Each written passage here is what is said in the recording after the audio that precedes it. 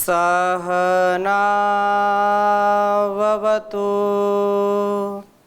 सहनौ भुनक्तु सह वीर्यं करवावहै तेजस्विनावधीतमस्तु मा विद्विषावहै। ओम शांति शांति शांति। वैदिक जीवन पद्धति की इस कक्षा में आप सबका हार्दिक स्वागत है, अभिनंदन है। वेद सब सत्य विद्याओं का पुस्तक है। वेद का पढ़ना, पढ़ाना, सुनना, सुनाना तथा अपने आचरण में लाना हम सबका परम कर्तव्य है, स्वधर्म है, स्वकर्तव्य है। इस दृष्टि से हम ऋग्वेद का स्वाध्याय कर रहे हैं और ऋग्वेद के स्वाध्याय में प्रथम सूक्त, द्वितीय सूक्त के मंत्रों को बहुत अच्छी प्रकार से समझने का हमने प्रयास किया और कुछ विशेष जो मंत्र हैं उसी क्रम में हम मंडल और सूक्तों के अनुसार आगे बढ़ते जा रहे हैं। हमने पिछले सत्र में, पिछली कक्षा में अशोषण अद्रोह के ऊपर चर्चा की थी और वहाँ पर इस मंत्र का स्वाध्याय किया था। ओम विश्वे देवासो अस्त्रिधा एयि मायासो अद्रुहा मेधम जुषन्तवह्नयः। आज सरस्वती की आराधना का क्या फल है, सरस्वती की उपासना का क्या फल है, विद्या की उपासना का क्या फल है, इस संदर्भ में नए मंत्र के साथ आज की चर्चा आरंभ करते हैं। निसंदेह संसार में मनुष्य का ज्ञान, और वो भी जो परमात्मा के द्वारा दिया गया है, हमारे अंदर नित्य प्रति जो नए नए विचार आते रहते हैं, नए नए संकल्प आते रहते हैं, नए नए ज्ञान विज्ञान से हम अपने को आप्लावित, अभिषिक्त करते रहते हैं। एक वेद तो हमारे सामने है जिसको हम पढ़ रहे हैं, सुन रहे हैं, जान रहे हैं, परंतु परमात्मा की ये वाणी जो है, ऐसा नहीं है कि केवल इन वेद के रूप में ये हमारे ज्ञान के आदि स्रोत हैं। ऋषियों का ज्ञान विज्ञान भी इन्हीं के माध्यम से बढ़ा है और उसको संकलित किया गया है।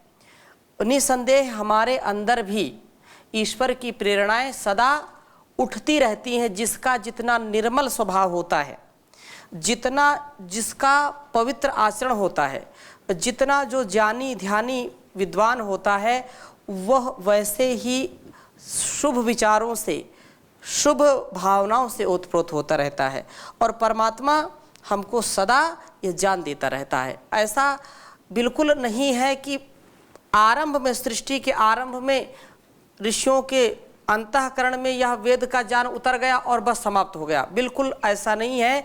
अगर ऐसा होता तो जहाँ पर वेदों की चर्चा नहीं है, जहाँ पर वेदों का स्वाध्याय नहीं है, वहाँ भी वेद अनुकूल आचरणों क्यों करते हैं? वहाँ भी वेद के ज्ञान को ही आत्मसात करके अपना जीवन क्यों निर्वहन करते हैं? इसका तात्पर्य क्या है?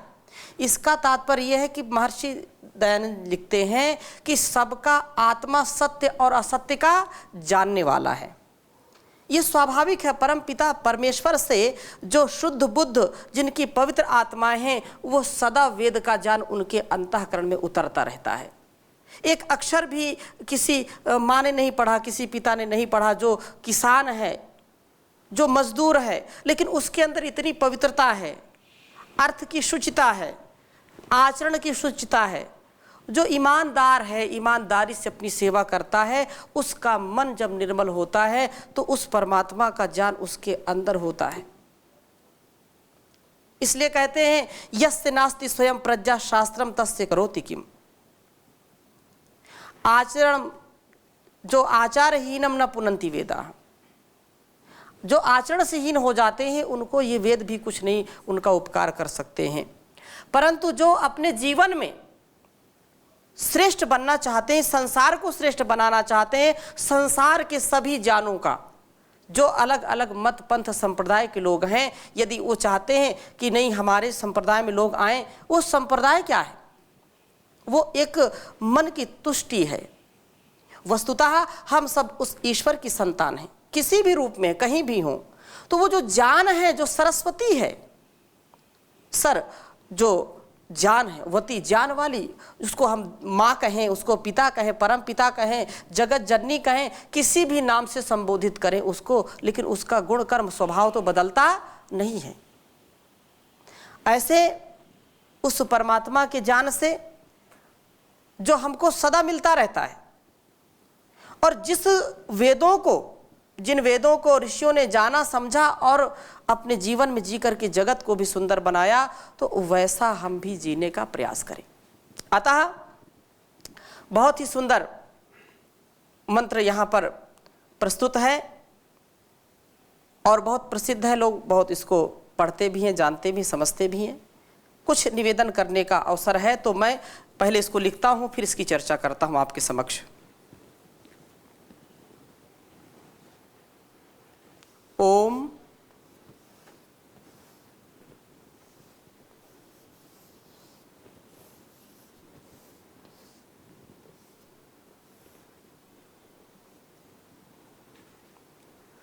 पावका नः सरस्वती।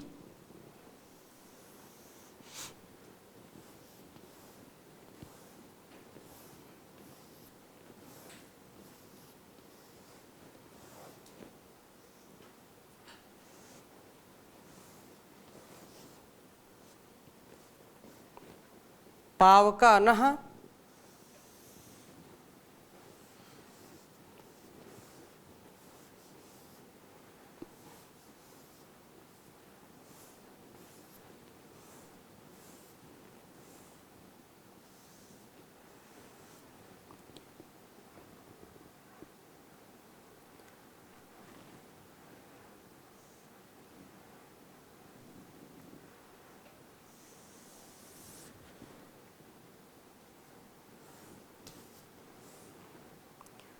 वाजे भी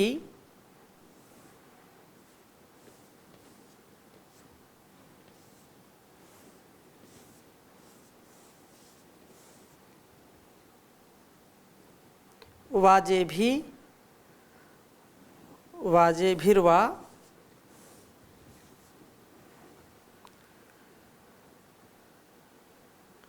वाजिर भी वाजनीवती।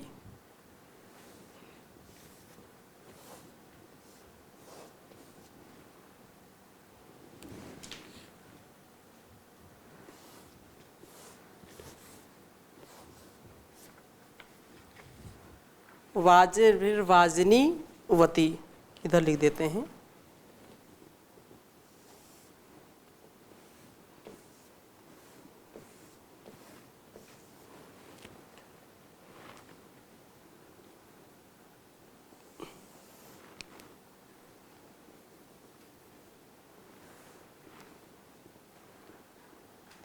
यज्ञम वस्तु धिया वसुः।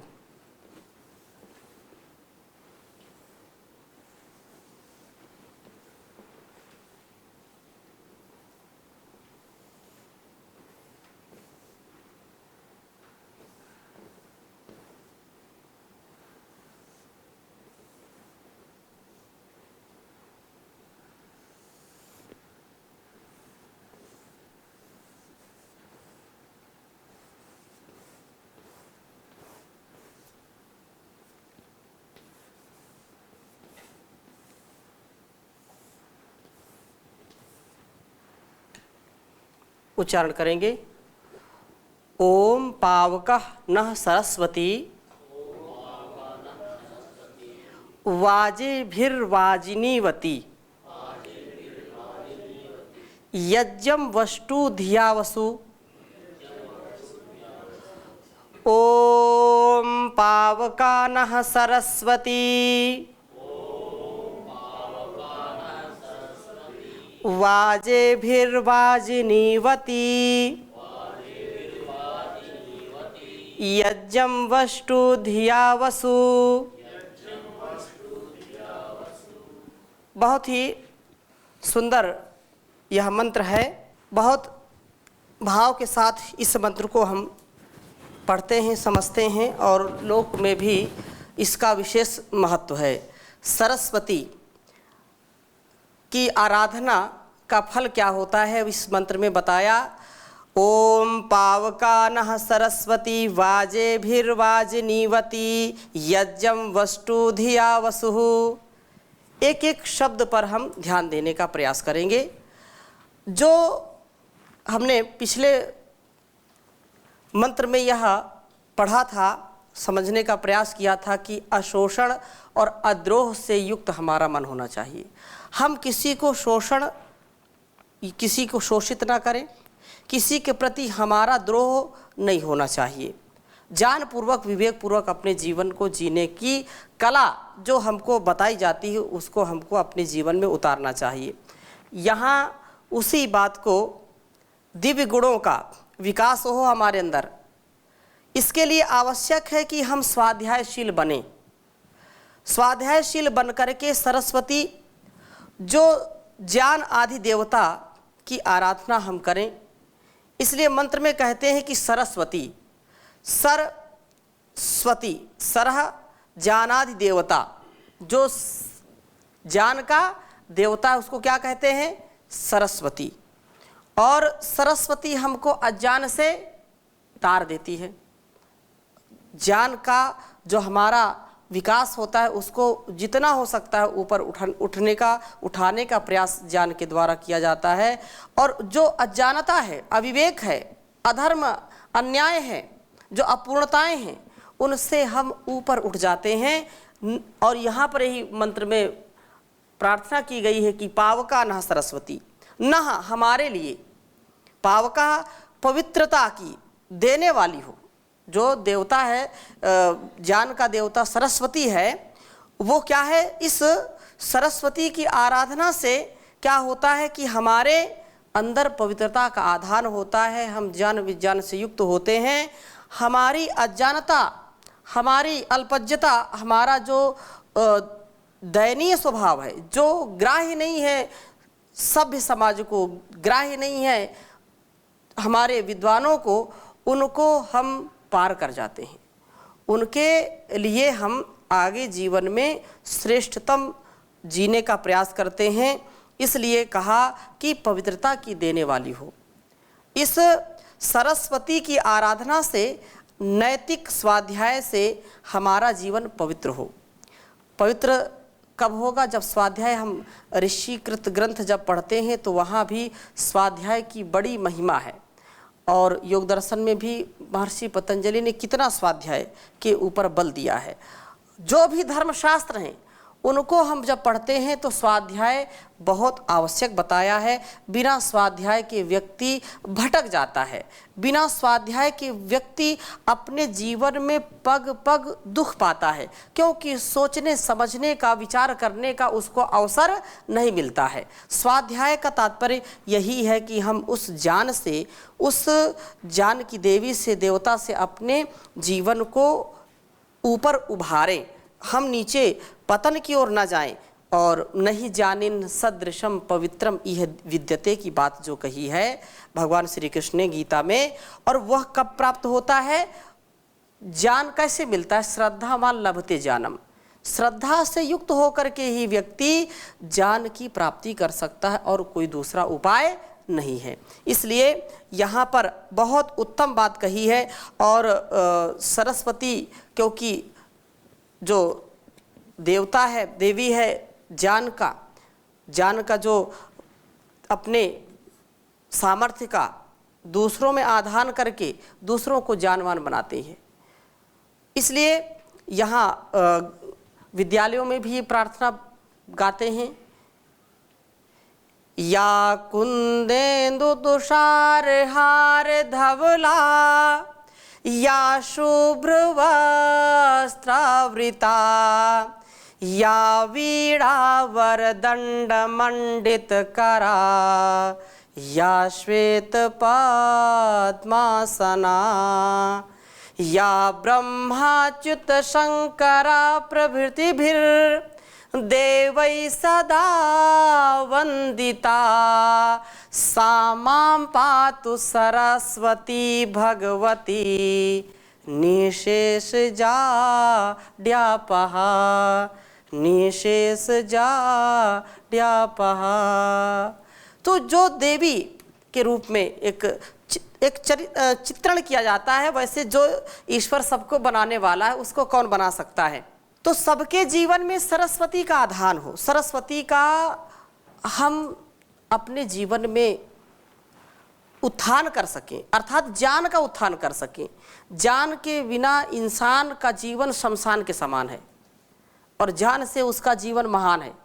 इसलिए यहाँ कहा कि जो उसका एक तस्वीर बनाते, चित्र बनाते, तो एक काल्पनिक है और उससे हमको कुछ सिखाना चाहते हैं कि जो बिल्कुल पवित्रता जब हम कहें धवल बोलते हैं, तो धवला श्वेत वस्त्र में लिपटी हुई है, उसको हम अपने जीवन में जब उतारते हैं तो हमारे जीवन में भी दिखावटीपन नहीं रहता।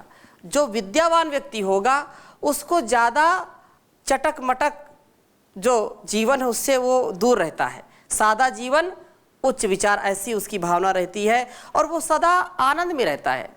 एक हाथ में आप सरस्वती का जब चित्र देखें तो एक हाथ में वीणा है और एक हाथ में वेद है, एक हाथ में जो है कमंडलू है, एक हाथ में जप की माला है, ऐसा है। तो ये क्या तात्पर्य? ज्ञान का कमंडल जब तक हमारे जीवन में नहीं भरता तब तक हमारे जीवन में सुख शांति नहीं आती है। वीणा क्या है? जो संगीतज्ञ होते हैं उनको कुछ भी मत दो, वो उसी में मस्त रहते हैं। उनको यश कीर्ति मिलती कि नहीं मिलती इससे तात्पर्य नहीं है, वो अपने जीवन में बहुत सुख और शांति का अनुभव करते हैं। इसलिए ये या वीणा वरदंड मंडित करा या श्वेत पद्मासना, जो सफ़ेद जो है कमल के फूल के ऊपर बैठी है, तो कमल के ऊपर कोई बैठ थोड़े सकता है। इतना बड़ा कमल किसी ने देखा क्या? रामचरण जी, इतना बड़ा कमल का फूल देखा कभी? उस पर कोई बैठ जाए? हो सकता कहीं हो, लेकिन हमने तो नहीं देखा अभी तक। लेकिन तात्पर्य क्या है कि ज्ञान का जिसने पान किया है, जो जानवान है, उसका जीवन कैसा हो जाता है? कमल के फूल जैसा हो जाता है। पद्म पत्रम इव अंभसा, कि जैसे जो है जल में कमल रहता है और कमल उस जल से लिप्त नहीं होता, उस कीचड़ से लिप्त नहीं होता। तो ज्ञान से आप्लावित व्यक्ति, ज्ञान से पुष्पित पल्लवित व्यक्ति, सरस्वती जिसके वाणी में विराजमान है, जिसके चरित्र में विराजमान है, जिसके मस्तिष्क में विराजमान है, वह कभी भी इस संसार में पतित नहीं हो सकता। कभी संसार का उसको आकर्षण अपनी ओर खींच नहीं सकता है। इसलिए इस प्रकार से यदि हम उसको अपने जीवन में उतारते हैं तो बिल्कुल कमल के जैसा हमारा जीवन हो जाता है।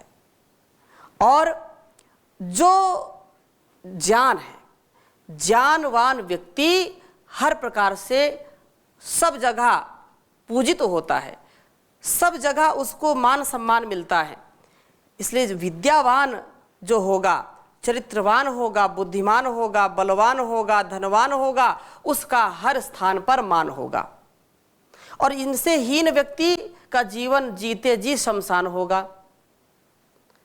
हमको चुनाव करना है, क्या जीवन में चाहिए? सरस्वती चाहिए या आसक्ति पूर्वक जीवन चाहिए? सरस्वती चाहिए, पावका नहा सरस्वती। इस जीवन को यदि जीना है तो सरस्वती का हमको वर्ण करना पड़ेगा, जो सब देवी देवताओं की आराध्या है, जो ब्रह्मा और अच्युत शंकर आदि के द्वारा सदा वंदित है, जो जान सबके लिए स्तुत्य है, उसको धारण करके मैं अपने जीवन को श्रेष्ठ बनाऊं।